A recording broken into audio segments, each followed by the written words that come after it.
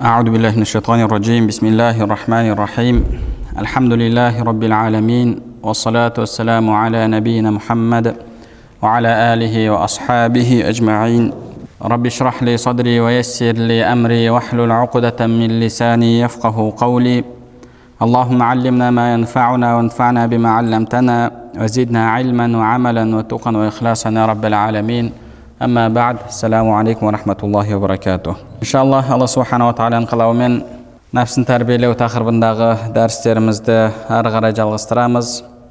Біз сіздермен өткен дәрісте Құран оқудан кейінгі ең абзал құлшылық болған Алла Тағаланы зікір ету мәселесін үйренген болатынбыз. Және осы зікірге байланысты болған, зікірге ұқсас болған тағы бір мәселе бар. Ол да болса дұға ету, Алладан қажетіңді сұрау мәселесі. Дұға мұсылман адамның өмірінде өте маңызды болған нәрселерден. Дұға бұл мұсылман адамның қаруы. Алла Субханала Тағала мұсылман адамға сондай күшті қару берді. Ол да болса басына бір жағдай түскен кезде қолын жайып Алладан сұрау. Негізінде бұл қарудың көптеген адамдар шынайы бағасын біле бермейді. Алла Субханала Тағала мазлум, зұлымдыққа ұшыраған адаммен өзінің арасында перденің болмайтындығын айтты. Қайсы бір пенде зұлымдыққа ұшырап, әділетсіздіктің құрбаны болып жатса, ол адам қолын жайып Алла Субханала Тағаладан сұрайтын болса, Алла Субханала Тағала оған сұрағанын береді. Және сондай ақ басқа уақыттарда да Алла Тағала адамның дұғасын қабыл болатын уақыттарды берді. Және өзінен сұрауды бұйырды. Яғни мұсылман адамның бірден бір сипаты ол әрдайым Алла Тағалаға жалынып, жалбарынып, Алла Тағаладан қажетін сұрайды. Алла Тағала Құран Кәрімде дұға жайында айтады: "Ва иза саалака ибади анни фа инни қариб, уджибу даъвата да'i иза да'ан." Егер сенен пенделерім мен жайында сұраса, шынында мен жақынмын. Уджибу да'вата да'i иза да'ан.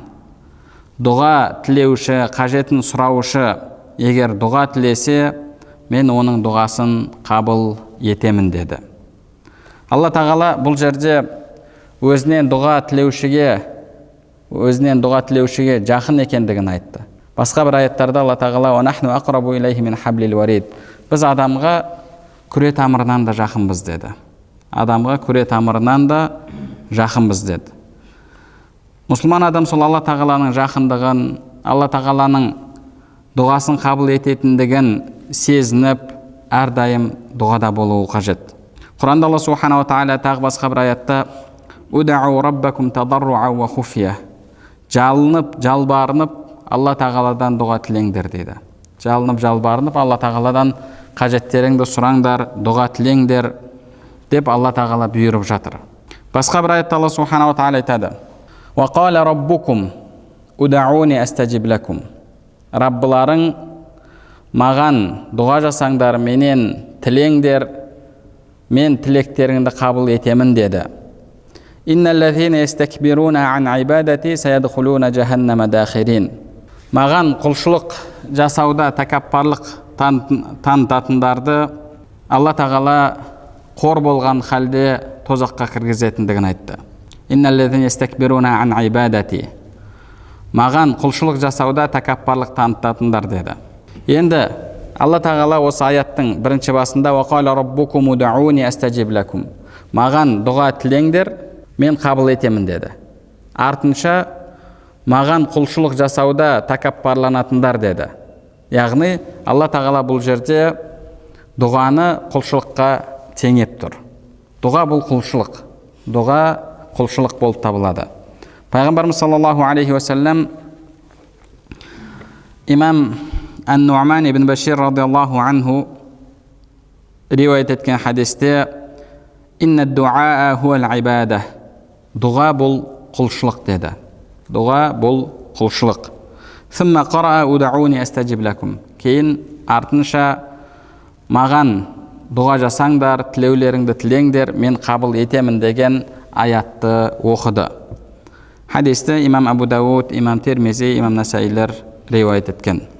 Және басқа бір хадисте пайғамбарымыз саллаллаху алейхи вассалам ад-дуау мухул ибада, дұға құлшылықтың өзегі деді. Дұға құлшылықтың өзегі. Хадисті имам Тирмизи рахимахуллах риуаят еткен. Яғни пайғамбарымыз саллаллаху алейхи вассалам бұл хадистерде дұғаның құлшылық екендігін айтып жатыр. Және Алла тағала да маған дұға жасаңдар дегеннен кейін, кім маған құлшылық жасауда тәкаппарлық танытса деді. Яғни кім маған дұға жасауда, менен дұға тілеуде тәкаппарлық танытса деген мағынаны береді. Ондай болатын болса, дұға құлшылыққа тең болады. Пайғамбарымыз саллаллаху алейхи вассалам тағы басқа бір хадисінде «Лейса шейун акрама аля Аллахи азза ва джалла мин ад-дуа». Имам Тирмизи, Ибн Мажалар келтірген хадисте Алла тағала үшін ең ардақты болған нәрсе дұға деді. Яғни пенденің ең жақсы жасайтын амалдарының бірі ол Алла тағалаға жалынып, жалбарынып, Алла тағаладан мұқтажын сұрау. Пайғамбарымыз саллаллаху алейхи вассалам тағы бір хадисінде «Салуллаха та'аля мин фадли». Алла тағаладан жақсылықтарын сұраңдар. «Фаиннаху та'аля юхиббу ан юс'ал». Алла тағала пендесінің сұрағанын жақсы көреді деді. Пендесінің сұрағанын, Алла тағала сұралуды, пенделерінің оған қол жайып, дұға тілегендерін жақсы көреді деді. Хадисті имам Тирмизи рахмахуллах риуаят етеді. Яғни бұл жерде пайғамбарымыз саллаллаху алейхи вассалам Алла тағаланың өзіне дұға жасаған пендесін жақсы көретіндігін айтып жатыр. Адамнан сұрасаң ашуланады, жақтырмайды. Алла тағала сұрамасаң ашуланады. Алла субханала тағаладан адам әрдайым өзінің қажетін сұрауы керек. Қажеті қаншалықты болмашы болса да Алла тағаладан арланбай, ұялмай сұрауы керек. Пайғамбарымыз саллаллаху алейхи вассалам аяқ киіміңнің бауында Алла тағаладан сұра деді. Аяқ киіміңнің бауында Алла тағаладан сұра деді. Алла субханала тағала сіздің дұғаңызды қабыл ететін болса, сізге үш жақсылықтың біреуі беріледі. Үш жақсылықтың біреуі беріледі. Яғни сіз Алла субханала тағаладан қажетіңізді сұрайтын болсаңыз, тура сол сұраған қажетіңіз берілмесе, ол дұғаңыздың қабыл болмағанның белгісі емес. Дұғаңыздың қабыл болған белгісі емес. Пайғамбарымыз саллаллаху алейхи вассалам имам Дейлами, имам Абу Нуайм Хилат Лаулия кітабында риуаят еткен хадисте «Иннал абда ла юхтиуху мин ад-дуаи ихда салас. Имма замбун югфару лах, ва имма хайрун юаджалу лах, ва имма хайрун юддахару лах». Пенде дұға тілеп, дұғасы қабыл болатын болса, оған үш нәрсенің бірі беріледі деді. Оның күнәсі кешіріледі, немесе Алла тағала бір жақсылығын береді, сұраған нәрсесін береді, немесе қияметке сол дұғаның қайтарымын жасырып қояды деді. Қияметке жасырып, қияметке қалдырып қояды. Яғни Алла субханала тағала сіздің дұғаңыздың қабыл болуымен күнәңізді кешіруі мүмкін. Сіз сұраған қажетіңіздің орнына.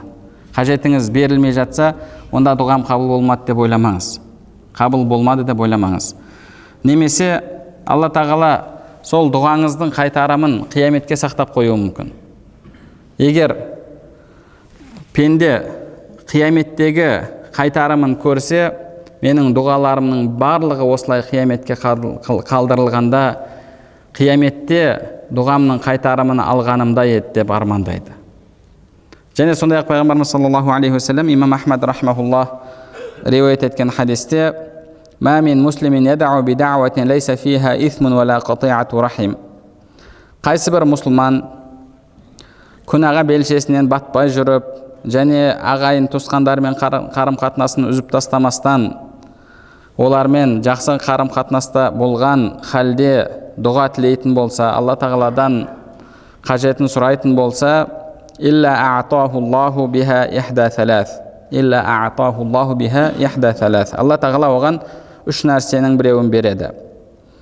Имма ан юаджжала лаху да'вату. Біріншісі, Алла тағала оған сол сұраған нәрсесін береді. Үй сұрайды ма, үйін береді. Машина сұрайды ма, машинасын береді. Тағы басқа жұмыс сұрайды ма, жұмысын береді. Яғни Алла субханаху тағала оған сұраған нәрсесін береді. Ва имма ан яддахираха лаху фил ахира. Ва имма ан яддахираха лаху фил ахира. Яғни қияметке, ақиретке сақтап қояды. Оның дұғасының қайтарымын қияметке сақтап қояды. Ва имма ан юсрафа анху минас-су'i мислуха. Немесе сол дұғаның көлемінде Алла тағала одан бір жамандықты кетіреді. Оны бір жамандықтан құтқарады. Яғни сізге бір жамандық болайын деп тұрған еді. Бір кесапат, бір жаман нәрсе сізге түсейін деп тұрған еді. Сіздің дұғаңыз көтерілді, сонымен әлгі нәрсені Алла тағала сізден ұзақтатты. Бұл да сіздің дұғаңыздың қабыл болуының бір нәтижесі, бір жемісі. Сол дұғаңыз болмағанда мүмкін сізге бір қиындық болар ма еді? Сол дұғаңыз болмағанда басыңызға бір ауыр сынақ келер ме еді? Сіз дұға тіледіңіз, дұғаңызды Алла субханаху тағала қабыл етті. Сол дұғаңызбен сізден әлгі жамандықты кетірді, әлгі жамандықты ұзақтатты. Сіз мына жақтан мен тілеп жатырмын, қабыл болмай жатыр деп ойлайсыз. Бірақ негізінде Алла тағала дұғаңызды қабыл етті де, сізден сол бір жамандықты кетірді, сізден ұзақтатты. Яғни дұғаның қабыл болуының, сол сұраған нәрсеңіздің берілуі жалғыз көрінісі емес. Басқа да оның көріністері бар. Ол иншалла қияметте алдыңыздан шығады, немесе сол дұғаның көлемінде Алла тағала сізден бір жамандықты ұзақтатады. Қалу изан нуксир. Сонда сахабалар, онда біз көптеп дұға жасай берейік, Алладан дұға тілейік деді. Пайғамбарымыз саллаллаху алейхи вассалам, Аллаху аксар. Алла тағала одан да көп етіп сендерге бере береді деді.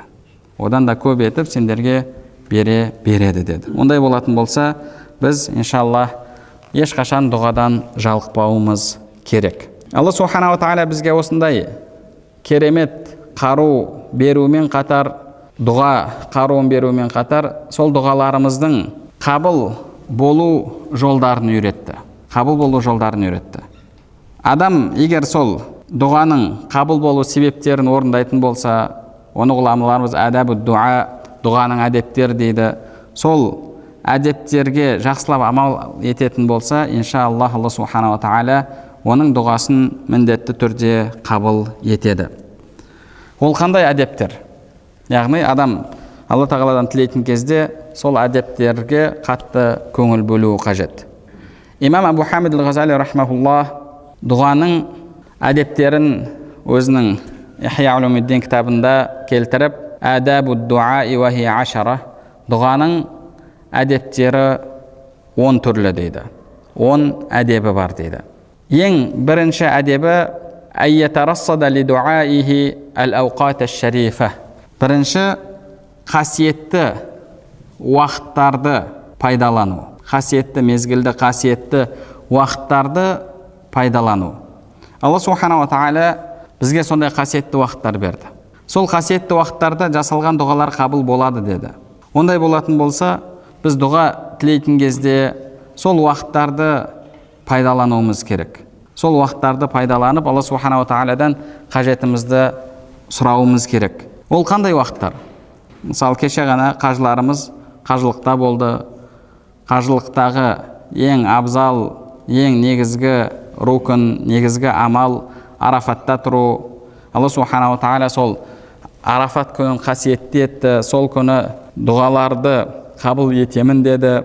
Ондай болатын болса, мұсылман адам әр жылы келетін Арафат күнін тиімді пайдаланып, Алла тағаладан қажетін сұрауы керек. Алла тағала әр жылы бізге Рамазан айын беріп қойды, қайталанып келіп тұратын. Рамазан айында Алла субханаху тағала дұғаларды қабыл етеді. Және аптаның ішінде бізге жұма күнін берді. Сол жұма күнінде арнайы бір уақыт бар. Сол уақытта сіз дұғаны жасайтын болсаңыз, Алла субханаху тағаладан қажетіңізді тілейтін болсаңыз, Алла субханаху тағала қажетіңізді береді. Және әр күннің ішінде Алла тағала бізге сондай қасиетті уақыттарды беріп қойды. таң сәрілері, таңғы уақытта тіленген, жасалған дұға қабыл болады. Түннің 3-ші бөлігі пайғамбарымыз саллаллаху алейхи уассалам өзінің хадис шарифінде түннің 3-ші бөлігінде Алла тағала періштені жіберіп, әлгі періште кім Алладан қажетін сұрайды, Алла тағала оған қажетін береді. Кім тәубе еткісі келіп жатыр, Алла оның тәубесін қабыл етеді. Кім Алладан күнәләрінің кешірілуін сұрап жатыр, Алла тағала оның күнәләрін кешіреді деп айтады деді. Хадисте имам Ибн Маджа рахмахуллах риуаят еткен. Құранда Алла субханала тағала мұсылмандар жайында «Уабил асхарихум ястағфирун» Алланың тақуа құлдар жайында олар таң сәрілерінде Алла тағаладан жарылқау тілейді, Алла тағаладан күнәләрінің кешірілуін сұрайды деді. Құранда Алла субханала тағала Яқуб алейхиссаламның мына бір сөзін келтіреді.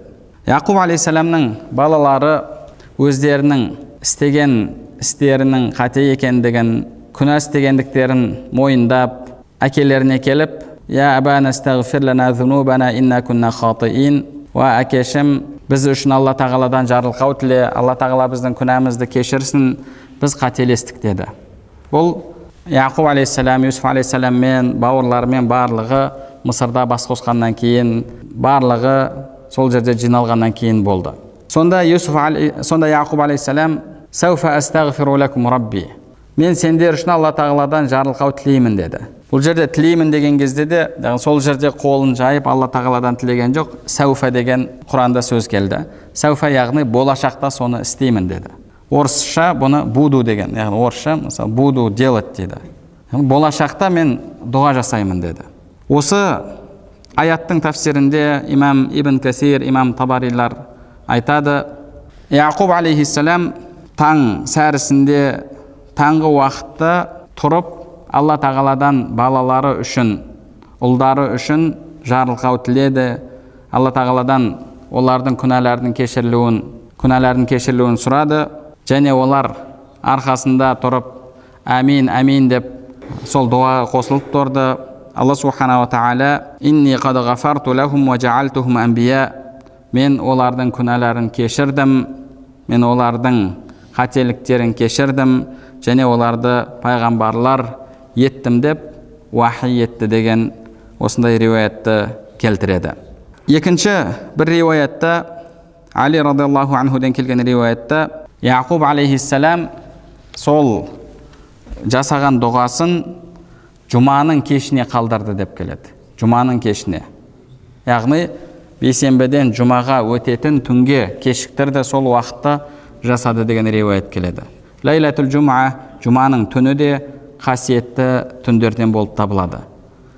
Яғни Яқуб алейхиссалам бұл жерде жалпы Алла тағаланың сондай қасиетті, берекелі еткен дұғаның қабыл болатын уақытын пайдаланып, сол уақытта Алла субханала тағаладан балалары үшін дұға тіледі. Бұл дұға жасаудың бірінші әдебі болып табылады. Бірінші әдебі күнде қайталанып тұратын қасиетті уақыттарды пайдалану. Екінші дұға жасаудың әдебі игтинамул ахвали шарифа. Сондай қасиетті сәттерді пайдалану. Қасиетті сәттерді пайдалану. Яғни уақыт, біріншісі ол уақыт, күнделікті уақытқа байланысты. Айға, күнге, түнге, жылға байланысты. Ал екіншісі бұл сәттер. Яғни мынандай бір сәт болып қалады, мынандай бір жағдай болып қалады. Сондай кездерде Алла субханала тағала дұғаларды қабыл етемін деді. Сондай жағдайларды, сондай сәттерді тиімді пайдаланып, мұсылман адам сондай уақыттарда да Алла субханала тағаладан дұға тілеуі қажет. Абу Хурайра радиаллаху анху, имам Табарани риуаят еткен хадисте, және имам Абу Нуайм Айша радиаллаху анхадан риуаят етеді, «Инна абуаба самаи туфаттаху инда захфи суфуфи фи сабилиллах, ва инда нузулил гайс, ва инда иқамати салаватил мактуба, фагтаниму дуаа фиха». Мұсылмандардың әскері Алла жолында шайқасқа шыққан кезде, және жаңбыр жауған кезде, сондай-ақ парыз намаздары оқылайын деп жатқан кезде аспан есіктері ашылады. Сол уақыттарды пайдаланып, ғанимет біліп, дұға жасап қалыңдар деп жатыр. Жаңбыр жауған кез бұл да бір қасиетті уақыт болып табылады. Жаңбыр жауған кезде дұға тілесеңіз, иншалла дұғаңыз қабыл болады. Сол сияқты намазды күтіп отырған кезде сүннетін оқып қойдыңыз. Сол кезде бос отырмастан Алла субханала тағаладан дұғаңызды тілеп отыратын болсаңыз, сол уақыттарда да аспан есіктері ашылады. Имам Мужахид рахмахулла айтады: «Инна салата жуилат фи хайри саат, фа-алейкум ад-дуа, фа-алейкум бид-дуаи хальфа салават». Намаз сонда ең берекелі, ең хайырлы уақыттарда етілді. Ондай болатын болса, намаздардан кейін дұға жасаңдар дейді. Намаз оқып болғаннан кейін тұрып кетіп қалмастан асығысып, отырып, тәспіңізді тартып, дұға жасап тұратын болсаңыз, иншаллах, бұл да сондай хайырлы уақыттарда жасалған, хайырлы сәттерде жасалған дұғалардың қатарында болады. Бұны имам Насаи рахмахуллах риуаят етеді. Және Анас ибн Малик радиаллаху анхудан де келеді: «Иза уқимати ссала футихат абуабу ссамаи вастуджибат дуа». Намаз, парыз намаз оқылайын деп жатқан кезде аспан есіктері ашылады және дұға қабыл болады дейді. Пайғамбарымыз саллаллаху алейхи уассалам имам Насаи рахмахуллах риуаят еткен хадисте: «Ад-дуау байнал азани вал иқамати ла юрад». Азан мен иқаматтың арасында жасалған дұға қайтарылмайды деді. Азан мен иқаматтың арасында жасалған дұға кері қайтарылмайды. Пайғамбарымыз саллаллаху алейхи уассалам сондай-ақ: «Ас-саиму ла турадду даъвату». Имам Ахмад келтірген хадисте ораза тұтқан адамның дұғасы кері қайтарылмайды деді. Ораза тұтқан адамның дұғасы кері қайтарылмайды. Яғни қарап отыратын болсақ, бұл әлгі жыл мезгіліндегі уақыттар емес, күнделікті қайталанып тұратын. Бұл сондай сәттер. Мысалы, намаз оқылып жатқан кез, намаз оқылайын деп жатқан кезде ораза тұтқан болсаңыз, ол бір сондай сәт. Жаңбыр жауып жатса, ол да бір сондай қасиетті сәттерден болып табылады. Осындай уақыттарда адам Алла тағаладан қажетін тілеуі керек. Қарап отыратын болсақ, барлығы да сондай бір ерекше уақыттарда. Яғни мысалы таң сәрілері, алдыңғы уақыт мәселесіне қатысты таң сәрілері, сондай адамдардың барлығының пікірлері таза, ойы таза, әлі еш нәрсемен алаңдамаған уақыт. Арафа күнін, жұма күндерді қарайтын болсақ, ол да бір сондай, адамдардың барлығы жаппай бір уақытта Алла тағаладан қажетін сұрап жатқан уақыт. Барлығы бірден бір уақытта Алла тағаладан сұрап жатқан кез. Арафа күні де тура сондай. Тағы да басқа да сондай Алла тағала бізге білдірмеген ол уақыттардың сырлары бар. Сондай-ақ адамның дұғасын қабыл болатын уақыттардың, сәттердің бірі бұл сәждеде тұрған кезіңізде жасалған дұға. Пайғамбарымыз саллаллаху алейхи уассалам: «Ақрабу ма якунул абду мин раббихи азза ва джалла ва хуа саджид фа аксиру минад дуа». Пенденің Алла тағалаға ең жақын болатын уақыты сәжде жасаған кезінде. Ондай болса, фа аксиру минад дуа, көптеп дұға жасаңдар деді. Хадисте имам Муслим рахмахуллах риуаят етеді. Яғни адамның Алла тағалаға ең жақын болатын уақыты бұл сәждеде тұрған уақытында. Құранда Алла субханала тағала «Васджуды вақтариб» деді. «Васджуды вақтариб». Дұға сәжде жаса да жақында деді. Сәжде жаса да жақында деді. Яғни адамның Алла субханала тағалаға жақын болатын уақыты бұл сәждедегі кезінде адам жақын болады. Бұл да Алла субханала тағаланың мекеннен, заманнан пәк екендігін білдіреді. Адам жоғарыға ұшу арқылы, әлгі бірінші қабаттан екінші қабатқа көтерілу арқылы емес, керісінше төмен түсіп басын сәждеге қою арқылы Алла тағалаға жақын болады. Адамның ең жақын болатын уақыты ол сәждедегі кезінде. Ибн Аббас радиаллаху анхума пайғамбарымыз саллаллаху алейхи уассаламнан риуаят етеді: «Қала Расулуллахи саллаллаху алейхи уассалам», пайғамбарымыз саллаллаху алейхи уассалам былай деді: «Инни нухиту ан ақра ал-Құр'ана ракиан ау саджида». Мен рукуда немесе сәждеде, рукуғта тұрған кезде немесе сәждеде тұрған кезде Құран оқуға Алла тағала тыйым салды. «Фа амма руку' фа аззиму фихи рабба табарака ва та'ала». рукуда болсаңдар, Алла тағаланы ұлықтаңдар деді. Субхана раббиял азим, азиму, Алланы ұлықтаңдар деді. Субхана раббиял азим деген кезде біз Алла тағаланы ұлықтаймыз. Ва амма суджуд фажтахиду фихи биддуа. Ал сәждеде болған кезде Алла тағаладан дұға тілеңдер деді. Хадисті имам Муслим рахмахуллах және имам Насаилер риуаят етеді. Яғни адам сәждеде тұрған кезде Алла субханала тағаладан өзінің қажетін сұрауы керек. Қажетін сұрауы керек. Ол сіздің Алла субханала тағалаға ең жақын болатын уақытыңыз. Алла субханала тағала сізге сондай мүмкіндік беріп қойды. Бір қажетіңіз болса, тұрып, 2 ракат намаз оқып, сәждеге барған кезде сіз Аллаға сондай жақын боласыз. Сол уақытта иншалла Алла субханала тағаладан қажетіңізді сұрайтын болсаңыз, Алла тағала сұрағаныңызды береді. Дұғаның 3-ші әдебі, дұға жасаған кезде 2 қолды көтеріп, қолыңызды жайып, қыблаға қарап дұға жасау керек. Бұл дұғаның келесі әдебі болып табылады. Жабир ибн Абдиллах радиаллаху анху пайғамбарымыз саллаллаху алейхи вассалам жайында айтады: «Анна Расулаллахи саллаллаху алейхи вассалам ата al-mawqif bi'Arafata wastaqbala al-qibla wa lam yazal yad'u hatta gharabat ash-shams». Пайғамбарымыз саллаллаху алейхи вассалам Арафат күні Арафаға келген кезде қыблаға жүзін бұрып тұрып, күн батқанша дұға жасады дейді. Бұл жерде біз пайғамбарымыз саллаллаху алейхи вассаламның жүзін қыблаға бұрып тұрып дұға жасағандығын көріп тұрмыз. Яғни мүмкіндігінше дұға жасайтын болсаңыз, жүзіңізді қыблаға бұрып жасауға тырысыңыз. Хадисте имам Муслим рахмахуллах риуаят етеді. Және пайғамбарымыз саллаллаху алейхи вассаламнан Салман радиаллаху анху риуаят етіп айтады: «Инна раббакум хаййюн карим ястахи мин абдихи иза рафа ядайхи илайхи ан яруддахума сифра». Имам Абу Дауд, имам Тирмизи, имам Ибн Мажалар жеткізген хадисте пайғамбарымыз саллаллаху алейхи вассалам: сендердің раббыларың жомарт және хайи, яғни хайи дегенді қалай аударсақ болады, жалпы Алла субханала тағала ұялшаң, яғни ұялады дейді. Егер пендесі қолын көтеріп, қолын жайып Алла тағаладан сұрайтын болса, Алла тағала оның қолын бос қайтарудан ұялады дейді.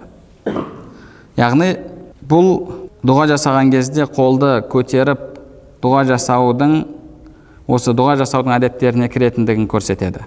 Алдыңғы хадисте қыблаға бұрылып дұға жасады десе, мына жерде пайғамбарымыз саллаллаху алейхи вассалам пенде қолын көтеріп Алла тағаладан сұрайтын болса, Алла тағала оның қолын бос қайтарудан ұялатындығын айтты.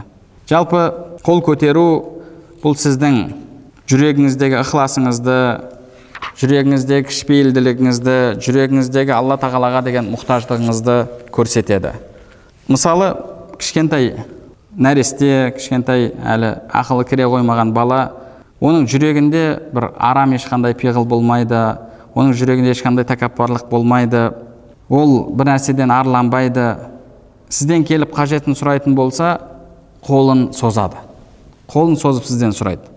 Ал адам өскен сайын ақылы кіргеннен кейін ары қарай ода тағы тәкаппарлық пайда болады. Сіз біреуге барып қолыңызды созуға арланасыз, ұяласыз. Яғни өзіңізді бір қорланған адам сияқты сезінесіз. Адамға оңай емес барып біреуге өзінің мұқтаждығын білдіріп, қолын созып маған берші деу. Қол созу негізі адамның нәпсісіне ауыр тиеді.